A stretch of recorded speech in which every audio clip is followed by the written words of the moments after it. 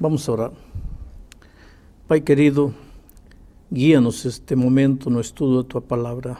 Abre nossos olhos para compreender, para enxergar a verdade, em nome de Jesus. Amém. Amém.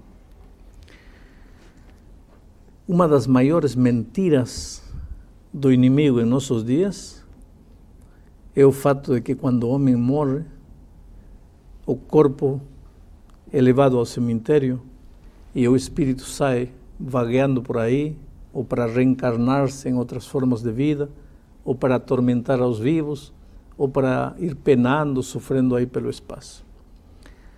A mensagem de que o espírito do ser humano vive após a morte, hoje está sendo transmitida através da televisão, através do cinema, através da música, através das obras literárias. Os livros que mais se vendem hoje no mundo têm como tema central os espíritos desencarnados falando, fazendo coisas, agindo por trás da cortina dos seres humanos. E, no entanto, essa verdade é uma verdade cristalina na Bíblia. Quando Deus criou Adão e Eva, disse para eles: se tocarem desta árvore, certamente morrereis. Aí veio o diabo, disfarçado de serpente, e disse a Eva: não morrereis. Deus disse: morrereis.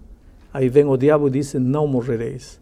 E a doutrina de que o homem não morre, de que a alma é imortal, é uma ideia, é uma filosofia de vida que está se espalhando pelo mundo. E eu acho que um dos maiores enganos dos últimos tempos do inimigo vai ser convencer a humanidade de que quando o homem morre, seu corpo vai para a terra, mas o espírito sai e continua vivendo. No entanto, eu tenho algumas declarações bíblicas aqui que não admitem discussão nenhuma. Eclesiastés 12:7 descreve o que acontece quando o homem morre. Para entender o que acontece quando o homem morre, primeiro temos que entender o que aconteceu quando o homem foi criado. O texto bíblico diz que quando Deus criou Adão, fez o corpo de barro, aí estava o barro. Barro não tem vida, não tem fome, não tem sede, não sofre, não pensa, não sente dor, nada. Barro é barro. Você pode pisar em cima do barro, você pode bater no barro, barro é barro. Aí veio Deus, diz o texto bíblico de Gênesis, e soprou. Soprou. O sopro é sopro. Sopro não tem fome, não tem sede, não sente, não pensa, não dorme, não cansa. Sopro é sopro. Mas o texto bíblico diz que quando o barro juntou-se com o sopro, aí apareceu a alma vivente, alma viva. Em outras palavras, de acordo com a Bíblia, uma alma viva é um ser humano vivo. Aqui havemos três almas, no sentido bíblico, três seres humanos vivos, porque para a Bíblia, alma viva é a soma da terra, do barro, com o sopro de vida. E só existe vida, só existe pensamento, sentimento, fome, cansaço, quando o barro está juntado com o sopro de vida. Agora, o que acontece quando o homem morre? Eclesiastés 12:7 diz: e o pó volta para a terra, como era, e o espírito volta a Deus que o deu. Quando o homem morre, o que acontece? Acontece tudo o contrário da criação. Na criação, Deus fez e o homem viveu. Agora, quando o homem morre, Deus faz o sopro de vida, volta a Deus. E o corpo, a gente coloca num caixão, leva para o cemitério, 50, 100 anos depois, abre o caixão, vai encontrar só pó. O pó volta ao pó. O sopro de vida volta a Deus. Então, onde está o espírito? Não tem espírito. Mas, coitado, o espírito de meu pai sofre. Não, isso não é bíblico. Porque só existe sofrimento, só existe dor quando o homem está vivo. Quando o homem está morto, o corpo vai para o cemitério e o sopro volta para Deus. E não existe nada no espaço, nada no ar. Eclesiastés diz mais, no capítulo 9, versículos 5 e 6, diz assim: porque os vivos, nós aqui, vivos, sabem que han de morrer. Nós sabemos que vamos a morrer. Mas os mortos não sabem coisa nenhuma, nem tampouco terão eles recompensa, porque a sua memória jaz no esquecimento. Amor, ódio, inveja, para eles já perecerão. Para sempre não têm eles parte em coisa alguma que se faz debaixo do sol. Versículo 10. Portanto, tudo quanto te vier à mão para fazer, faze-o conforme as tuas forças, porque no sepulcro para onde vais não há obra, nem projeto, nem conhecimento, nem sabedoria alguma. Então a Bíblia é clara ao afirmar que quando o homem morre, acabou. Essa ideia de que sai o espírito não é ideia divina. Pastor, como é que eu vou entender então aquelas pessoas que falam assim, olha, meu avô morreu e ele apareceu na minha casa, eu fui numa sessão espírita e ali então apareceu minha mãe, disse o que nós conversamos, falou o que eu gosto, o que eu não gosto. Eu vou achar então que essas pessoas elas estão inventando, elas são mentirosas, elas estão querendo me enganar com isso. Não viram foram nada, não viu nada. Essas pessoas viram espíritos. Viram alguma coisa? Viram um espírito, esse espírito falou, esse espírito disse que era o espírito do pai, da mãe. Isso é verdade, essas pessoas não estão mentindo. Agora, quem eram esses espíritos? Aí está o X da questão. Se a Bíblia diz que quando o homem morre, seu corpo volta para a terra e o sopro volta para Deus, e teu vizinho disse que o espírito do pai dele apareceu, que espírito apareceu? Só pode ser o espírito daquele que quer que você acredite que quando o homem morre, o espírito sai. E esse é o diabo, tem nome e sobrenome. Diabo e Satanás, enganador, mentiroso, sedutor. Ele pode se disfarçar de qualquer coisa. Veja o que diz aqui Paulo quando escreve aos Coríntios, no capítulo 11, versículo 14. E não é de admirar, porque o próprio Satanás se transforma em anjo de luz. Ora, se Satanás pode se transformar num anjo de luz, não vai se transformar num espírito de um suposto pai ou mãe para vir e te fazer acreditar que existe espírito, quando a Bíblia diz tudo o contrário. Então não importa se ele aparece como espírito bom ou espírito ruim, porque às vezes acontece de aparecer um espírito ruim. Isso aqui é um espírito ruim que vai fazer o mal, mas também numa sessão aparece o espírito que vai fazer o bem. Mas se aqui a Bíblia diz que pode aparecer até como anjo de luz, por que não pode aparecer como espírito de bem, espírito de mal, qualquer coisa? O assunto é enganar. Para o diabo não lhe interessa como vai se apresentar. O único interesse dele é te enganar, te manter com os olhos fechados. Pastor, mas por enquanto a gente está citando exemplos aqui de pessoas atualmente, né? Pessoas que foram e viram, enfim. Mas na Bíblia eu já li um verso, já li um texto dizendo que um rei de Israel, Israel é o povo de Deus, o rei Saul, quer dizer, através de uma mulher ele conseguiu se comunicar com o profeta Samuel. Então, quer dizer, um registro bíblico sobre a aparição de um espírito Samuel, do profeta Samuel, né? Que já havia morrido. Pois é. Era o espírito do diabo vestido de espírito de Samuel. Por quê? Porque o rei Saul consultou com esse espírito de morto, Deus rejeitou, Deus tirou o trono do rei Saul e o entregou para outro. Ora, se ele tivesse falado com o profeta Samuel de verdade, por que Deus ia ficar tão chateado? Deus ficou chateado porque ele estava falando com um espírito demoníaco e Saul sabia, porque Saul conhecia a palavra de Deus, sabia que ele não podia consultar aos mortos pelos vivos. Portanto, Saul estava errado. E a Bíblia registra esse incidente de Saul como uma das passagens tristes da história de Israel. Pastor, Jesus contou uma parábola e que ele usou essa ideia de morreu, ainda estava lá pensando. Isso está em Lucas capítulo 16, ali a partir do versículo 23, fala assim: no inferno, estando em tormentos, levantou os olhos e viu ao longe Abraão e Lázaro no seu seio. E aí então clamando, e aí continua o texto, né? Isso aqui foi uma história contada por Jesus. Então, como é que eu vou entender isso daqui? Os dois estavam mortos, eles estavam se comunicando, eles estavam se vendo, né? Em primeiro lugar, você mesmo disse que Jesus contou uma parábola. Isto não é história, isto é parábola. Isto não é verdade, isto é uma alegoria. Parábola é uma figura que se usa para ensinar uma lição. Jesus, no contexto, queria ensinar a lição de que a única oportunidade na vida é nesta vida, é agora esta vida. Que depois desta vida não há mais oportunidade. Por isso conta uma parábola. Toma o que as pessoas acreditavam. As pessoas acreditavam também em esses dias, o diabo já estava fazendo sua obra de engano, acreditavam que quando o homem morria, o espírito saía, um ia para o inferno, outro ia para o céu. Então Jesus pega essa história que eles contam, essa fábula que eles contam, e pega para ensinar uma lição. Mas esta própria parábola, para mostrar que não é realidade, tem algumas contradições interessantes. Por exemplo, o Lázaro e o mendigo falam, supostamente um está no inferno e outro está no céu. Espera um pouco.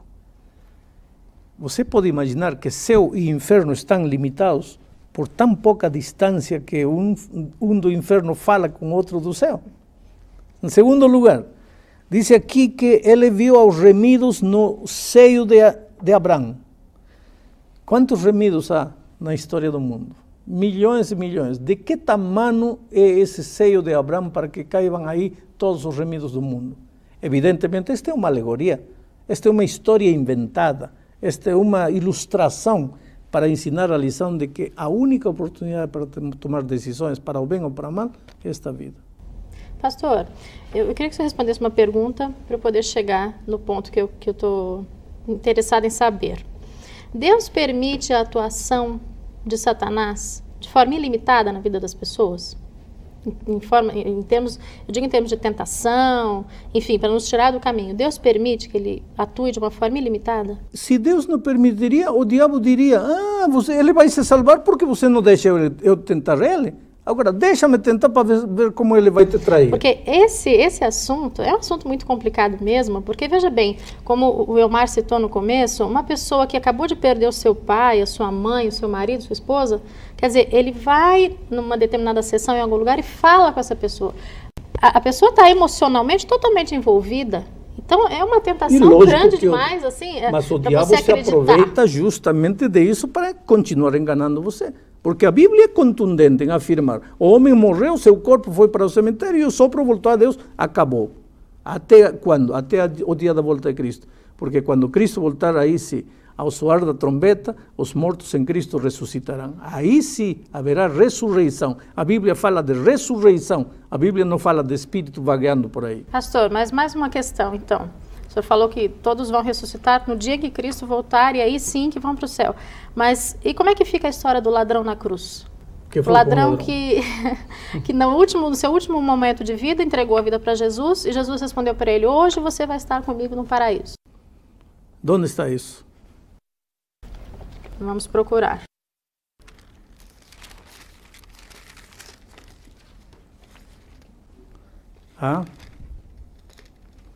Isso está em São Lucas. A morte de Jesus. Bom, o ladrão olha para Cristo e diz assim: Senhor, lembra-te de mim quando vieres em teu reino. Jesus olha para o ladrão e diz assim, nas versões, diz assim: de certo te digo que hoje estarás comigo no paraíso. Então tem gente que diz, aí está a prova. Quando o homem morre, vai para o paraíso. Parece claro. Parece claro. Só que no original grego, porque a Bíblia não foi escrita em português, foi escrita em grego. No original grego diz: de certo te digo hoje, estarás comigo no paraíso. Não diz, de certo te digo que hoje estarás comigo no paraíso. Diz, te digo hoje que estarás. Agora você pode dizer, pastor, está querendo enrolar aí? Não estou querendo enrolar, porque vou te ler aqui um texto de São João capítulo 20. quando Jesus já estava ressuscitado, já era o terceiro São João dia. ou São Lucas, pastor? São João, agora estou indo a São João. Jesus já tinha ressuscitado já. E se apresentou a Maria. E no versículo, Maria quis tocar o Senhor Jesus. E Jesus disse assim, recomendou-lhe Jesus, versículo 17, não me detenhas, porque ainda não subi para meu Pai. No terceiro dia, ainda não tinha subido ao Pai. Então, como é que no dia que morreu já subiu, já ia estar com o ladrão no paraíso? Aí está uma evidência de que a tradução está errada. Jesus estava dizendo, de certo te digo, hoje estarás comigo no paraíso. Não, hoje estarás comigo. Porque no terceiro dia, Jesus ainda não tinha subido para o paraíso. Mas pastor, e aonde que entra o inferno e o purgatório nessa história aí de morte? Como eu não sei aonde entra. Na Bíblia não entra. Porque na Bíblia não fala nem de purgatório, fala de inferno como o fogo que cairá nesta terra depois do milênio. Esse é o inferno. O paraíso, a Bíblia fala como a recompensa final, o lar eterno que os redimidos receberão quando Cristo voltar. Agora, purgatório a Bíblia não fala. Essas ideias não são ideias bíblicas. Agora, será que Deus se importa tanto assim, se uma pessoa estivesse mexendo com essa história de espírito, ele se importa tanto com isso, assim, ao ponto de falar assim, não faça isso? Existe alguma declaração bíblica para isso? Você está caminhando em direção da morte. Será que Deus se importa com isso? Deus te ama. Se você está no caminho do erro, claro que Deus se importa. Se importa porque você não acredita como Ele ensina? Não, se importa porque te ama e você vai se matar caindo no abismo do erro. Porque a coisa mais preciosa para Deus é o ser humano. Mas sabe, pastor, é uma coisa meio complexa da gente acreditar, porque a vida do ser humano é uma coisa tão perfeita, né? Um mecanismo tão perfeito, a vida. E de repente você falar que a morte é simplesmente um sono. É que a Bíblia diz isso. Quando Lázaro morreu, as irmãs de Lázaro mandaram emissários a Jesus. Jesus vem, ele está doente. Quando Jesus chegou, já estava morto. E Jesus disse, olha, ele está dormindo, eu vou despertá-lo. E com isso, Jesus estava dizendo que quando ele voltar um dia, ele vai despertar a todos os que morreram em Cristo. Por isso, a grande esperança dos cristãos é a volta de Cristo, porque nesse dia eu sei que eu vou ver meu pai, minha mãe. Eu não preciso ir a uma sessão espírita hoje para conversar com meu pai, porque meu pai não existe neste momento. O corpo dele está na terra. Eu posso até levar uma flor, não porque ele vai ficar triste ou feliz. Eu posso levar uma flor porque vai me fazer bem a mim, porque em mim a memória de meu pai está presente. Mas não porque meu pai, oh, que lindo, meu filho lembrou-se de mim. Meu pai não sabe nada. O sopro está em Deus e acabou seu sentimento, seu pensamento. Pastor, e quando eu faço uma oração ou acendo uma vela em função de alguém que já morreu, qual o valor disso então? Não tem nenhum valor. Não tem nenhum valor porque tem gente que leva a comida que mais gostava meu finado, vai levar ao cemitério. Que interessa se gostava ou não gostava? Ele não sabe nada, ele não pensa nada, ele não sente nada. Mas o diabo quer que as pessoas acreditem que há espírito vivo. Agora, por que o diabo quer que você pense assim? Para que você não leve a sério esta vida. Porque se você acredita que depois de morrer ainda há vida, então pode desperdiçar esta vida que você vai ter outras oportunidades. Mas a Bíblia é contundente em afirmar que a tua única oportunidade é nesta vida. Eu quero te dizer, em nome de Deus, se você por algum motivo estava pensando de uma maneira contrária à palavra de Deus, é hora de você reavaliar, olhar o texto bíblico, pensar o que Deus quer te falar e com humildade de coração aceitar o plano de Deus para você. Não tenha medo de ir a um cemitério à meia-noite, que vão te fazer cadáveres mortos, terra, pó. Pode fazer o quê? Mas os espíritos. Que espírito? Não existe espírito. Os espíritos que andam por aí são espíritos demoníacos, não são espíritos de mortos. Que Deus te abençoe e você seja muito feliz aceitando as verdades bíblicas.